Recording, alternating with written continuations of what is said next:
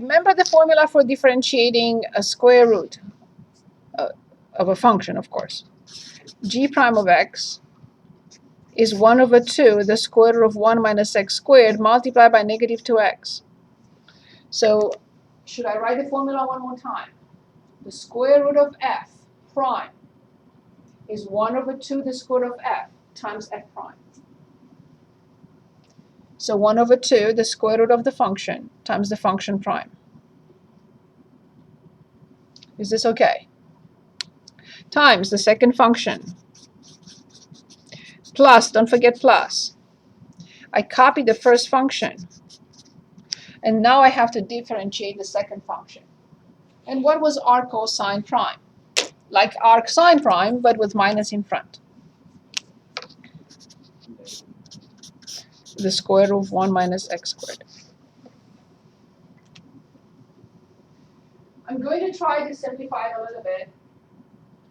I see a negative 2x in here with a 2 in the denominator, so these two will go away. Both terms, I hope you agree, will be negative. And there is no point in simplifying this if I want to use only one fraction or have only one fraction, because there is nothing I can do about this. So here I will simplify this 2 with this 2. So g prime of x, I continue, is negative x arc cosine x divided by the square root. And then minus, you can write the square root of 1 minus x squared over the square root of 1 minus x squared. And you can say, wait a minute, just write minus 1. What's all that? Yes, but you're not going to get anywhere if you want to just use one fraction.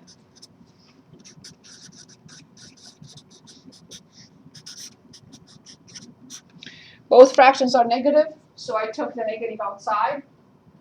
I kept everything positive now because I factored out negative 1. And there was no point in writing 1 here if I want to put it as one fraction.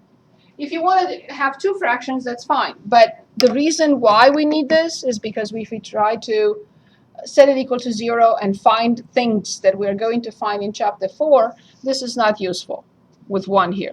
I still have to find the least common denominator. So there was no need to simplify it and turn it into 1. Okay. Your second chance now. This, say again? 50? This one? Okay, perfect. So tangent inverse of x squared or arctangent, same page, 216. So we have f of t equals, it was t, no, it was x actually, yeah. So tangent inverse of x squared.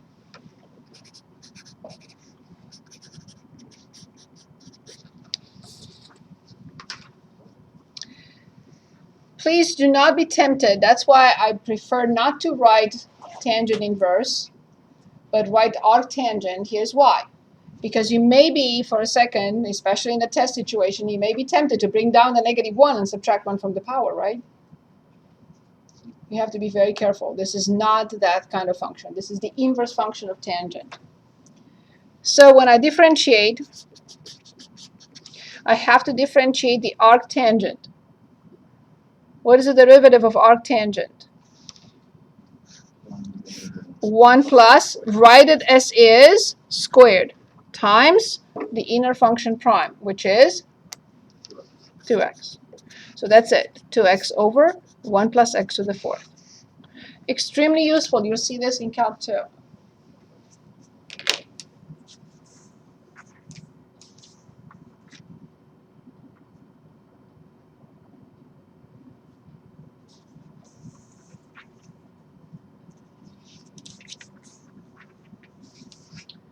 Questions? Do you think we understand how this works? The arcsine, arccosine, arctangent, these three functions? Do you think we need another example?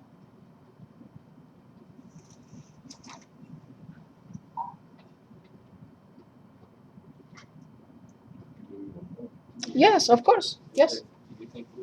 No, I really don't, but I would like you to look at Weber sign and then bring more questions next time. So the next section will still be implicit differentiation. You'll see what happens next. Any questions? Okay, so before we continue with section 3.6, we're going to have to look at log functions. We haven't looked at log functions. We looked at, so let's create a little bit of a list of functions that we looked at so far. We looked at all trig functions, right? Sine x, cosine x, tangent x, cotangent x, secant x, cosecant x. That's one. We just looked at arc sine, arc cosine, and arc tangent. That's the second.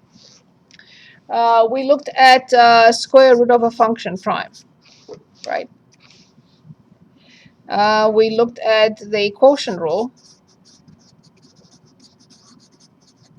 and product rule. We looked at the chain rule. We looked at e to the x. We looked at a to the x. We looked at e to a function. We looked at a to a function. We looked at polynomials. We looked at rational functions. But that's pretty much what we covered so far. And of course, the chain rule, as I mentioned. So what is next? Of course, our other best friend, natural log x, or log base a of x. And of course, x can be a function.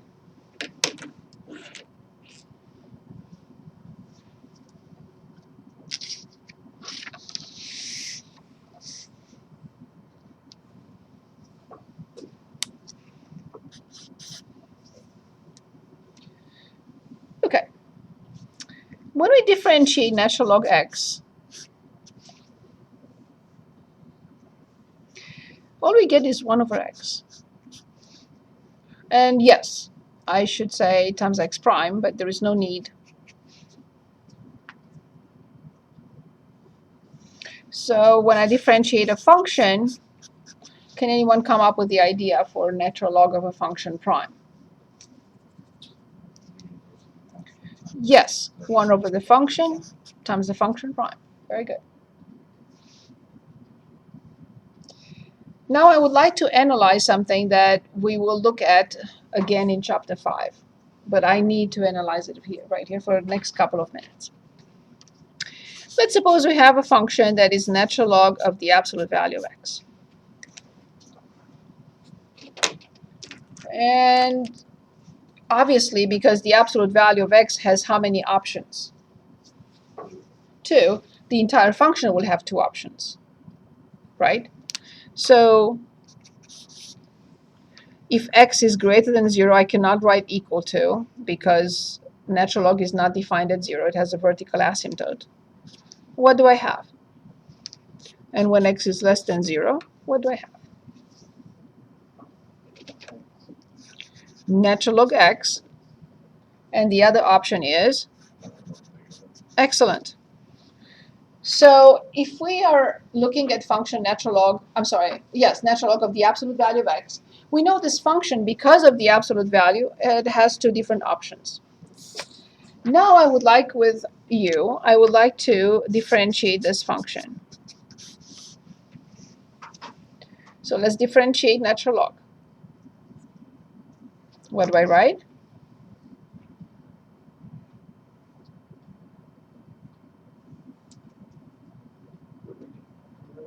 So I want to differentiate this function. Very good.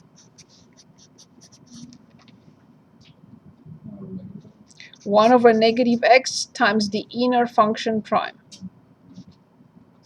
times the inner function prime. Good. So the numerator, the top branch is 1 over x, and the bottom branch is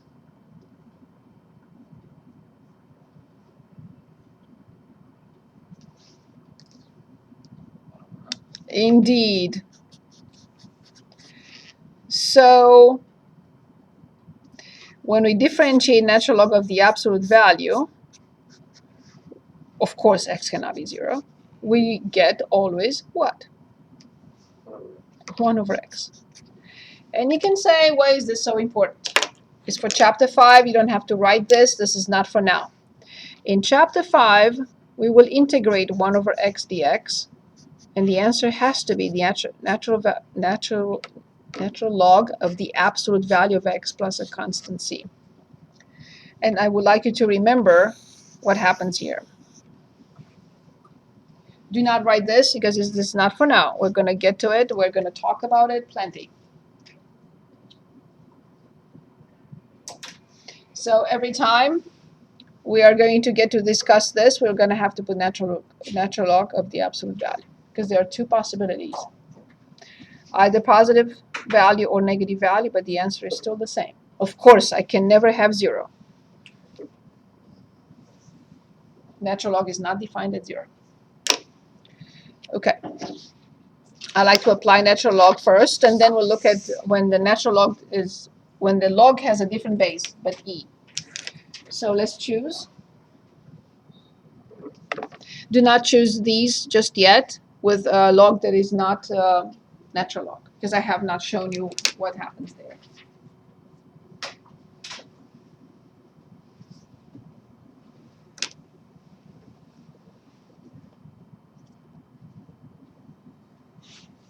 Let's start with number 4 before you choose the next. Is that okay? Okay, number 4. Natural log of sine squared. Of course, this is section 3.6. 3.6, derivatives of log functions.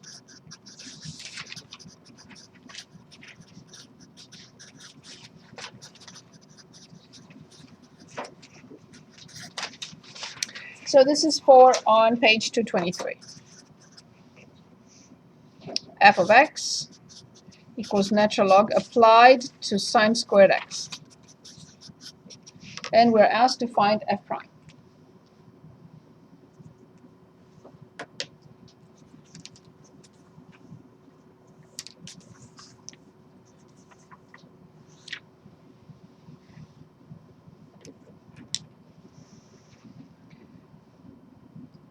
I may have said it, but maybe I haven't, so it's okay if I repeat myself.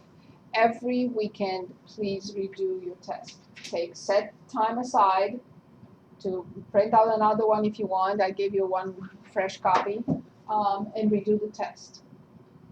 By the time we get to the final exam, you're not going to need to review anything. Okay? I know that this is not your only obligation in life and probably not the only course you're taking. So please, every weekend, set aside time, because after the test 2, I would like you to review 2 tests. After test 3, I would like you to review 3 tests till the final exam. And you will be very happy, I promise you. Okay, so we keep this fresh in our minds. Okay, so I have, remember, from the outer to the innermost, I have to differentiate natural log of this. What do I get? 1 over sine squared x times. Now I differentiate this, but it's a function raised to a power. 2 sine x, and now times the inner function prime, cosine x. Look how nice this is. So it's 2 cosine over sine. But what is cosine over sine? Thank you.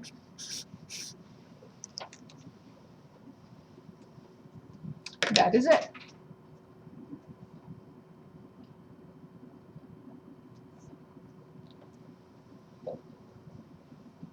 Is this okay? Any questions? Is it okay?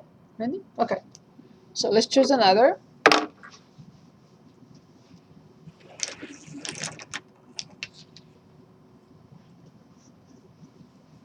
Not yet the anything else, but not the log that is in different bases yet. After this one, I'll show you how we address that.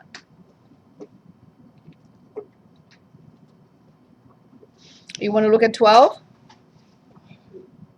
Yep. Okay, let's do 12.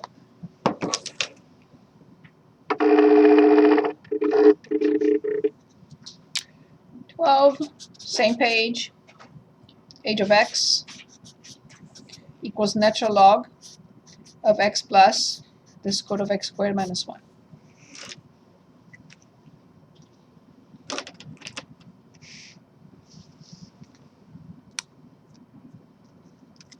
So h prime.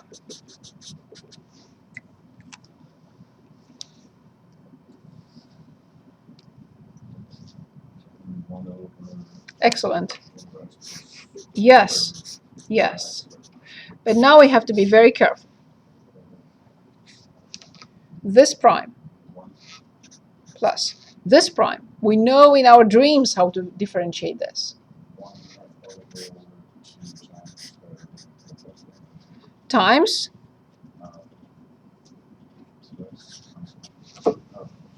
that's it. Good. Okay, so then, of course, I'm going to simplify this 2 with this 2. I will write 1 over x plus the square root of x squared minus 1 times. I'll find the least common denominator of these two terms. This one needs a square root. So the square root of x squared minus 1 plus x over the square root of x squared minus 1.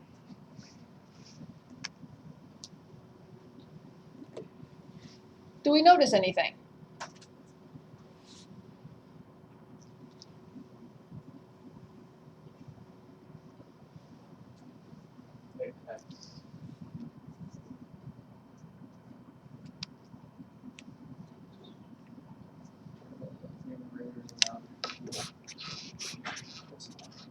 Excellent.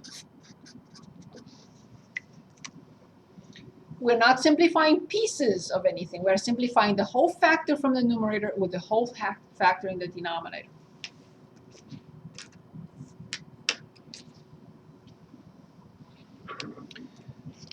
Finally, let's talk about that situation in which we have f of x. Any questions on the previous problem? Sorry, don't let me move on if you have questions.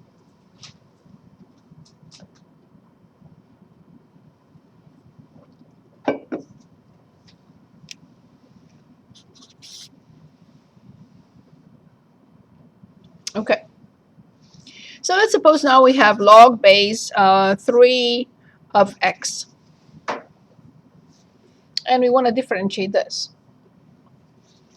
Here's the change of base formula.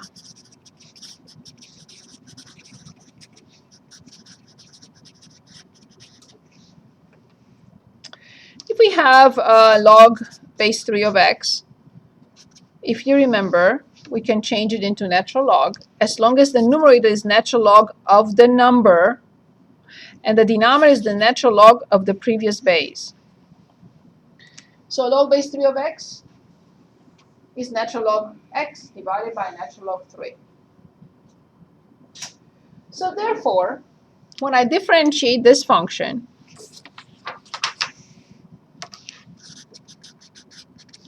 what do you think I'm going to get? Instead of differentiating this, I'm going to differentiate this. And 1 over the natural log 3 is just a number. You can wait patiently. So when I differentiate natural log x, what do I get? That's it.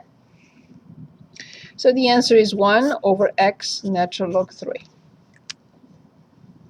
The same idea when we differentiate a to a constant, a to a variable or function, right? Same idea. Of course, if I have a log in base a of a function prime, how will I get this?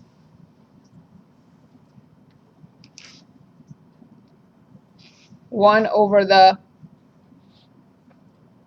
I had x here, but now I have a function. 1 over the function times natural log a, but this time multiplied. I should have written it here, but there is no need. Function prime. Exactly like natural log of a function, 1 over the function times the function prime. But this time I have to have natural log a, because the base is not natural log. Okay, so now we're ready to choose any of those examples where the base was not 1 or is not 1. Anything you want to pick. 7. Which one? 7. 7, very good. So log base 10, we normally don't write base 10. If it's 10, it's common log, it's just log, right? But they are just reminding us. So common log of x cubed plus 1. Perfect.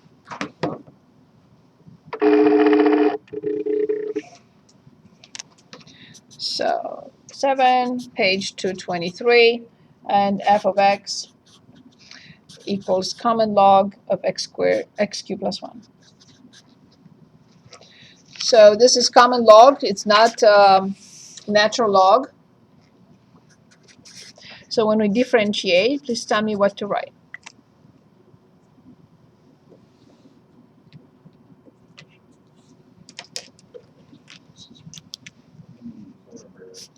X cubed plus 1 times natural log, very good, times 3x squared, excellent. So let's do this one more time. Please remember to cover and think. So when I differentiate log in any other base, I have to have 1 over that function times natural log 10. But now I finally reach the innermost function, which when I differentiate, I get 3x squared. Is that better? So then condensed 3x squared over x cubed plus 1 natural log 10. We don't like it to write anything after a natural log or a log, like we don't like to write anything after a square root or a cube root or any root. Okay, so let's look at one more.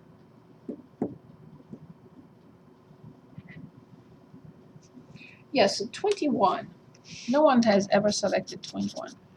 So y equals 2x common log the square of x. Let's see what we come up with this for this one. And then I'm going to discuss a very, very important topic.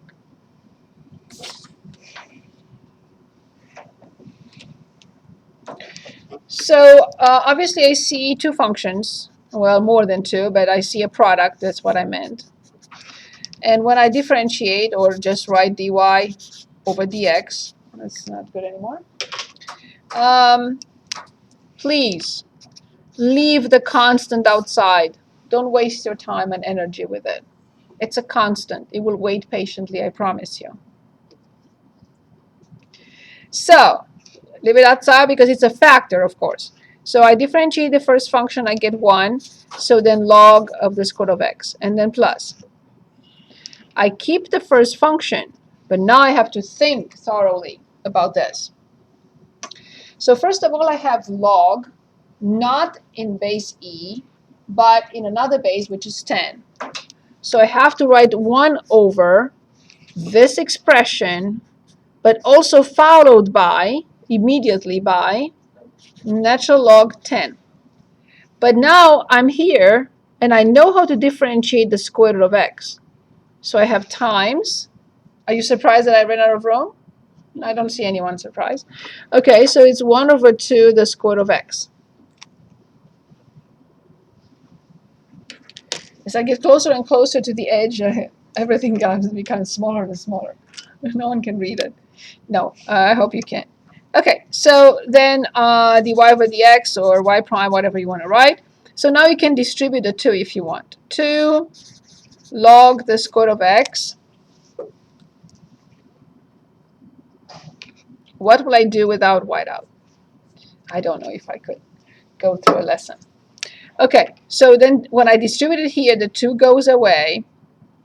So then plus, but also this times this will cancel this. We'll simplify with that. Square root of x times the square root of x is x.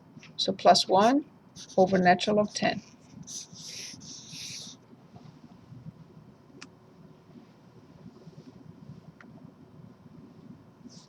I need to multiply these two, and I have the square root of x and the square root of x, which is x, and that simplifies with this x. 2 simplifies with the 2 that I have to distribute. Not here in front, that one stays. And then I have just 1 over natural log 10. Is this okay? I'm sorry, the 2 at the end, so the 1 over. Yes, so when I distribute the 2, because the 2 goes in front and also here. Okay. So then the 2 will go away with this 2, but not for the front here. Okay. Okay, so here is a major topic. I'm not going to tell you the title just yet.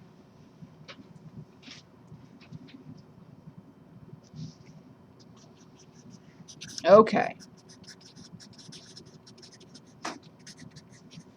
We'll come back and put it in together. Okay, so I would like now to differentiate sine x, let's say, raised to tangent x.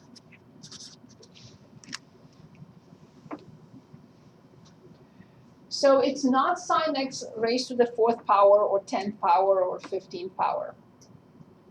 It's sine raised to another function, which happens to be tangent. Okay, so what differentiation rule do you think we're going to use for this from the rules that we studied?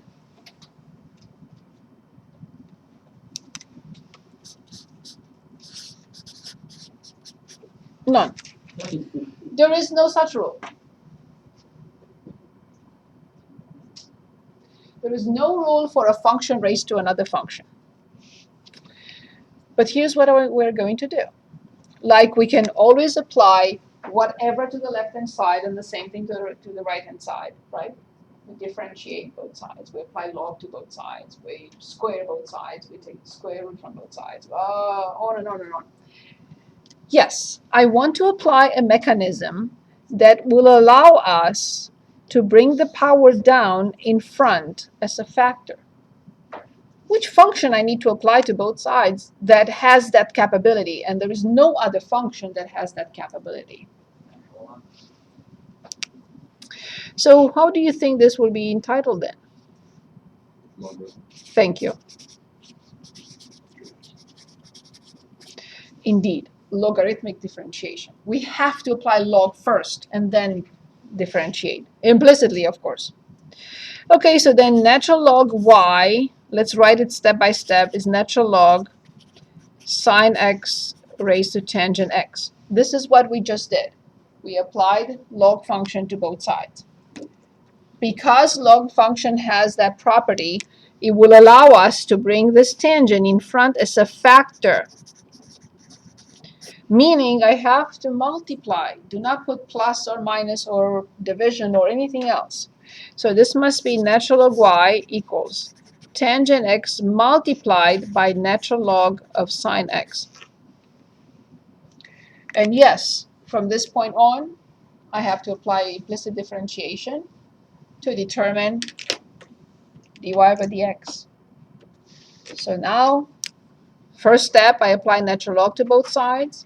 I brought down the power because that is allowed in natural log or any log.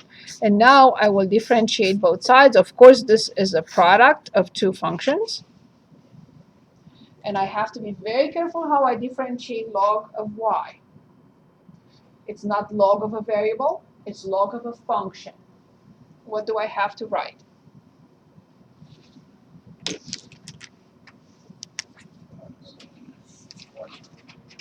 Yes?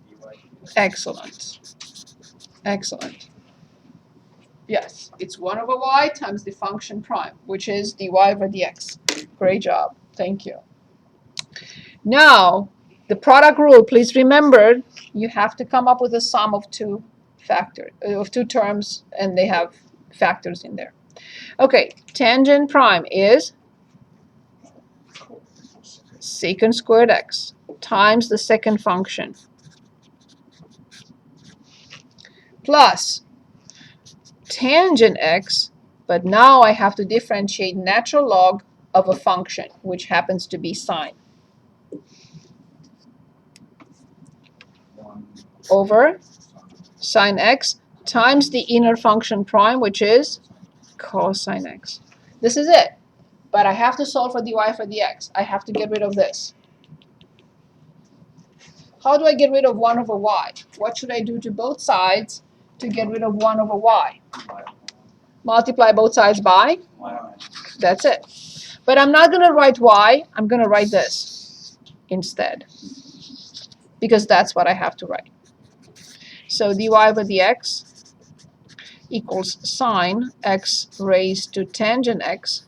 And now I cannot do anything to secant squared x, natural log of sine x. But yes, here, right? So this is sine over cosine, and this is cosine over sine. So how much is that?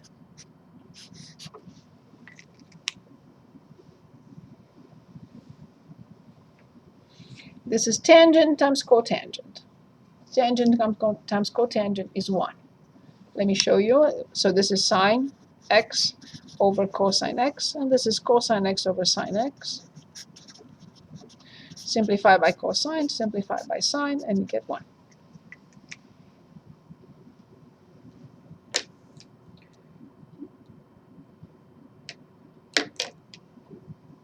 So we have no differentiation rule for a function raised to a function.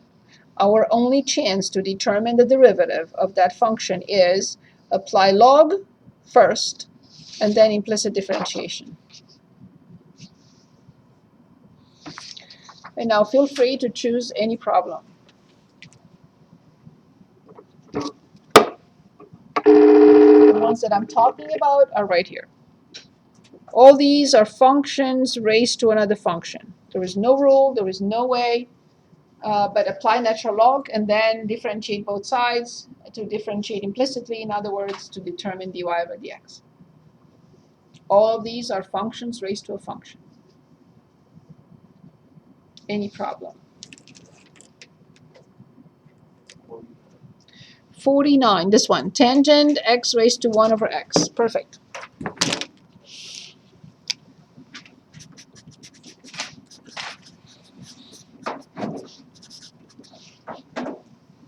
Would you like to work on this for a minute?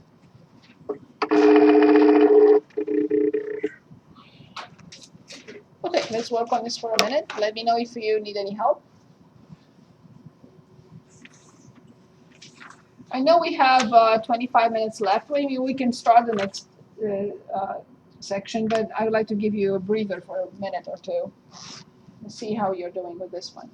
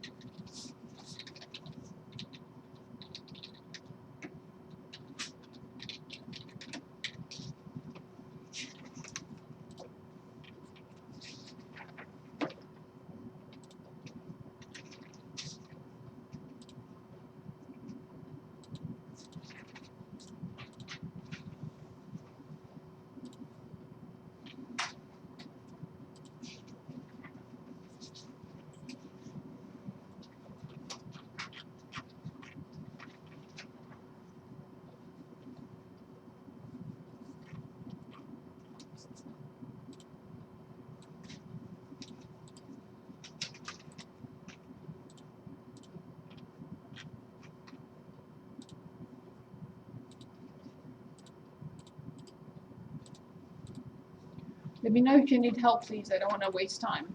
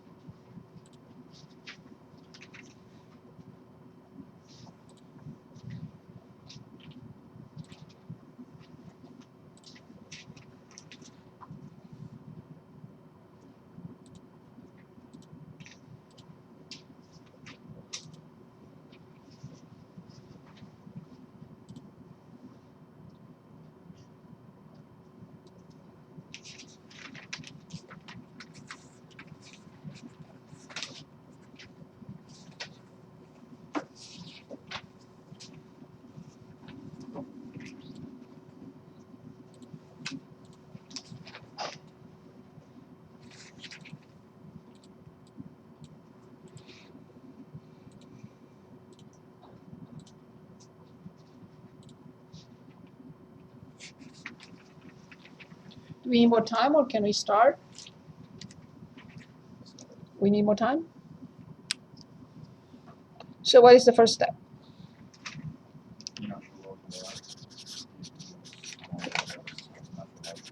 Very good. Good. Next step. Yes, 1 over y times dy over dx.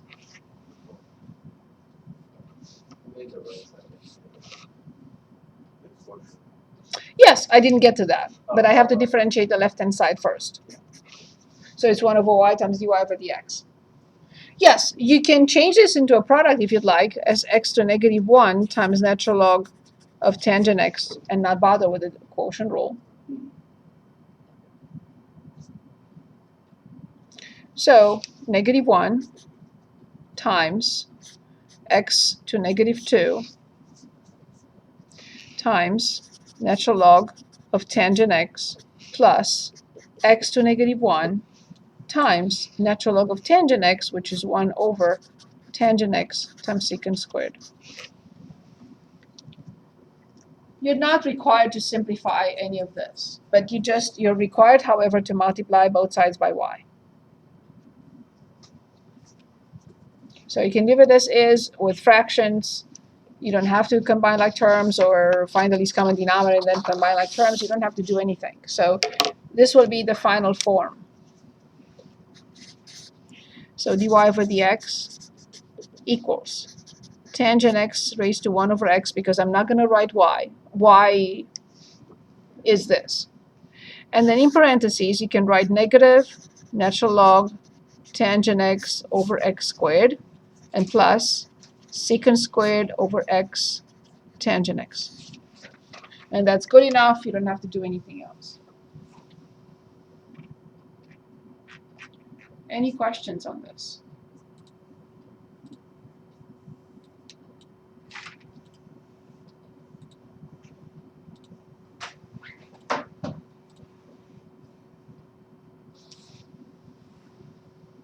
Is this okay? Would it be improper to say 10x to the x to the negative x? Say it again. The exponent 1 over x, did you say? You mean in the original problem, you mean? No, I'm sorry. I was just thinking about this. Never mind.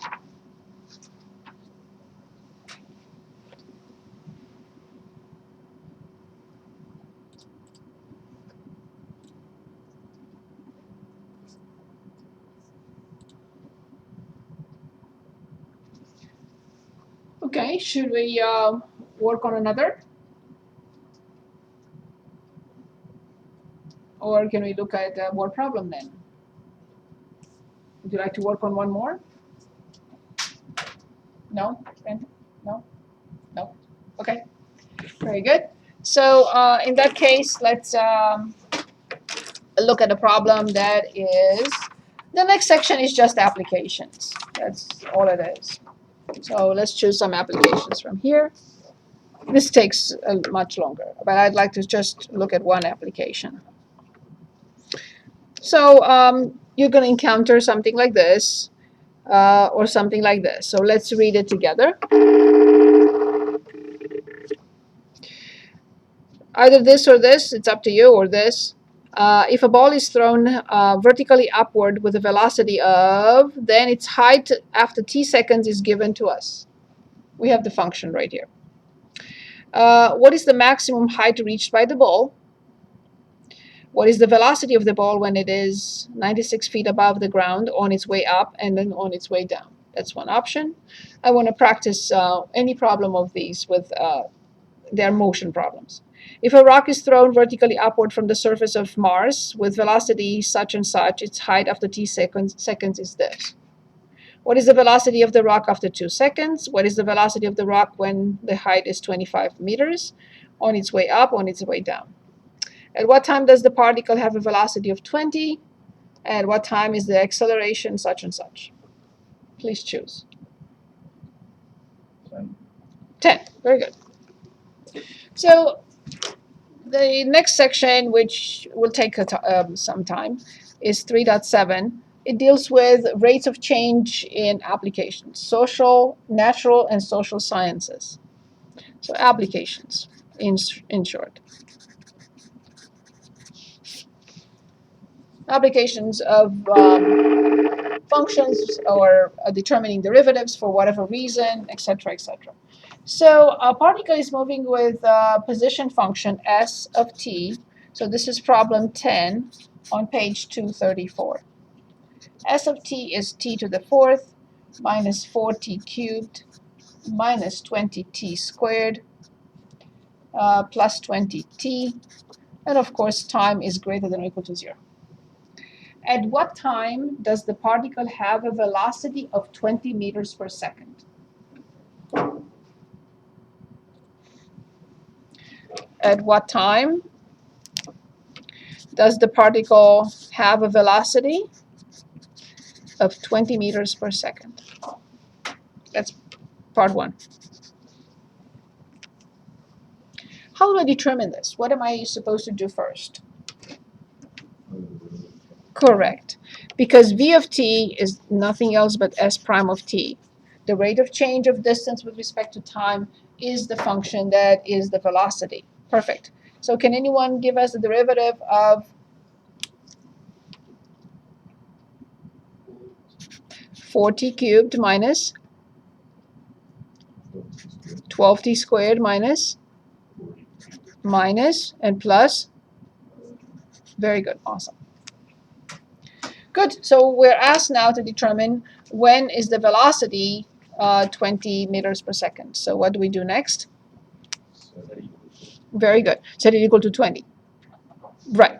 So 4t cubed minus 12t squared minus 40t plus 20 equals 20. This is intentional because we are kind of limited when it comes to solving cubic equations.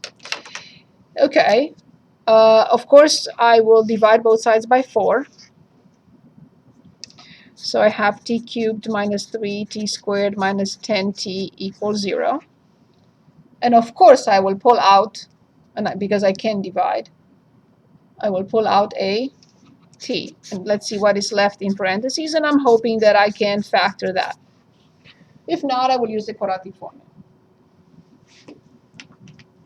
So if I pulled out a t, what is left in parentheses? Minus 3t minus 10. And I hope that that will not take long to factor. How do I factor that?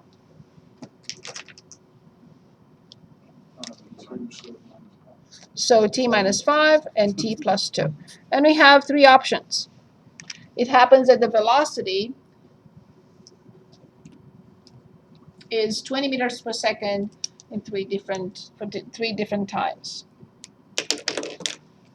Time equals 0 seconds, time is equals 5, and times equals -2. And you can say, no, that's not possible, or because we're specifically told, don't go back in time, that's not possible.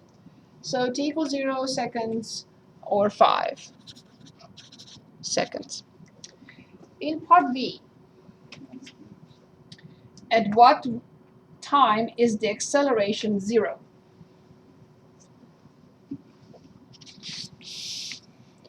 At what time is the acceleration 0 in part B?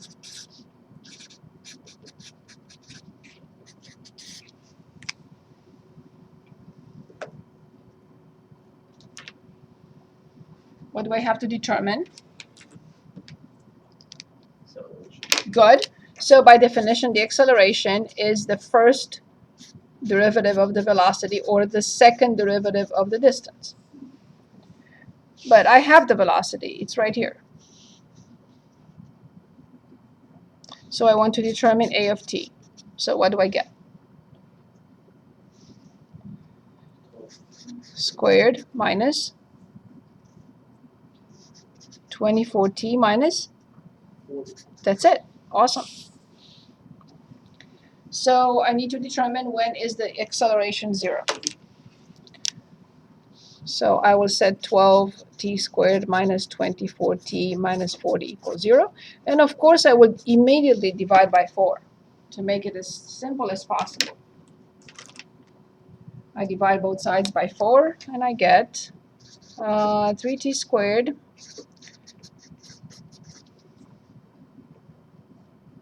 minus 6t and minus 10. We can factor this or just simply use the quadratic formula.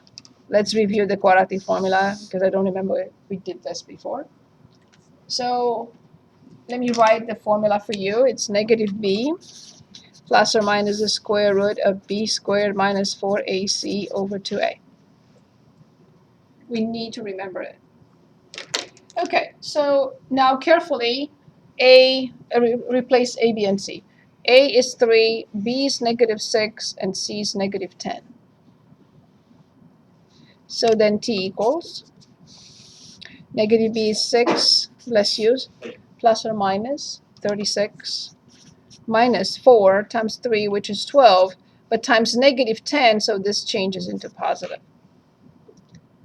2 times 3 is 6. I don't like nested parentheses, but if you're comfortable with nested parentheses, you don't have to change the sign. So it's minus 4 times 3, which is negative 12, times c, which is negative 10, but instead of writing times negative and parentheses, then I change this to positive. So t equals 6 plus or minus the square root of 156 divided by 6.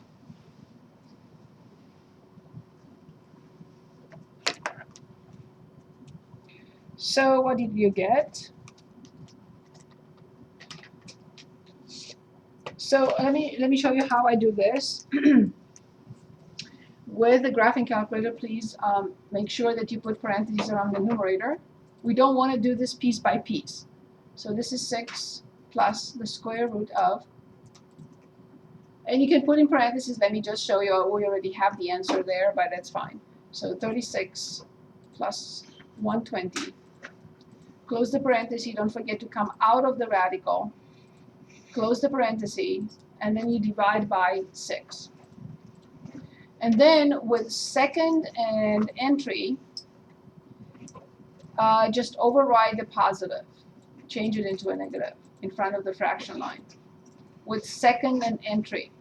Second and entry.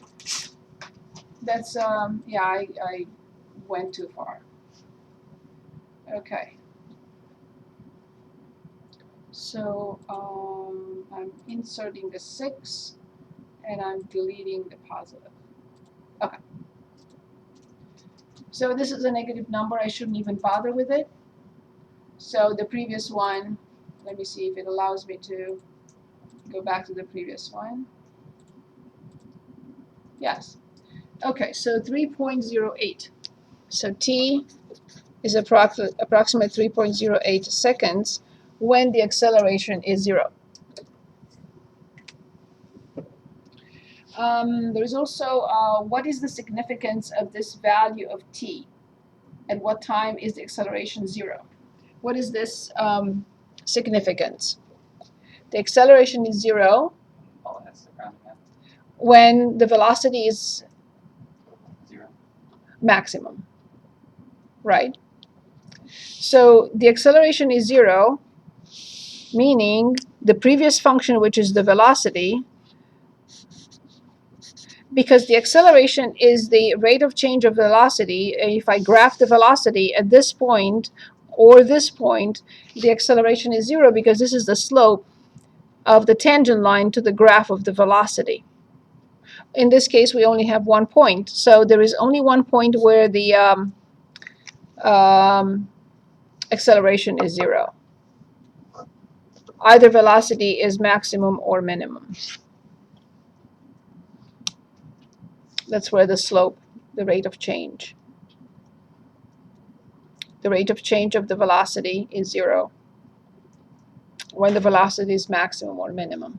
When it turns, it's going to a maximum, right?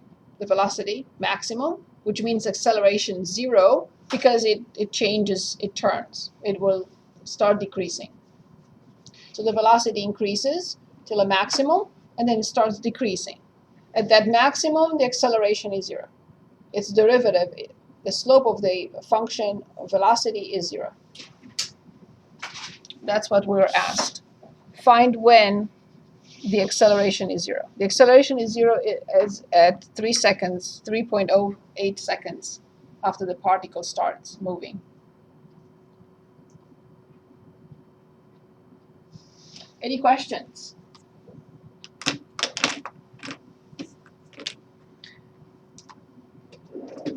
I know we had a lot done, got a lot